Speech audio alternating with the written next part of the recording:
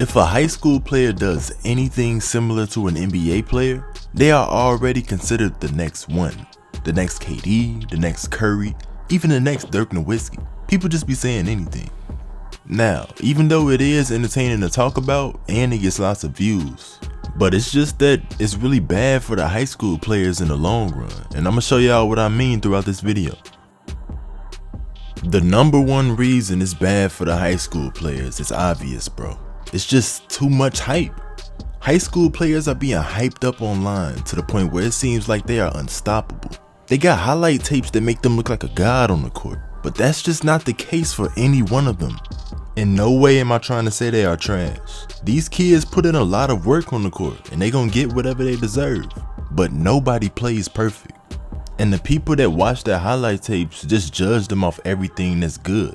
And after that, they just be making wild statements online, and it really makes the kids have to live up to other people's expectations. And that can never happen because you can never be someone else, you can only be yourself. I remember the first time I ever saw a comparison like that. It was a video about a kid named Deshaun Augusto. He was one of the first child basketball phenoms on YouTube, and it was unlike something we had never seen before. He was 11 years old at the time, but his skill level was way above his age. He had a nice jump shot, a nice handle. He was doing stuff that I can't even do to this day. Even though he was so impressive, there was one thing that was held over his head for the rest of his life. The title of the video was called The Next LeBron James. Now the people who made the video, they was really just trying to get people's attention. They most likely didn't mean any harm by it, but unfortunately, a lot of people don't think for themselves. Whether it's the truth or a lie, if it's a popular opinion, people will take your words and run with it. And that's exactly what they did. They took the next LeBron James statement literally. And the crazy thing is that he actually went on to have a very good basketball career. He was a star in high school, and he played good on the D1 level. Any real basketball player knows how much hard work and dedication that takes. But because he didn't make it to the NBA, the fans felt like he didn't live up to the expectations. And that's just crazy to me. So even though it was bad back then, as social media became stronger, it got worse. Let's talk about KD for example. He's a former MVP, a champion, and a future Hall of Famer. If any high school players compared to him, they are gonna be highly disappointed.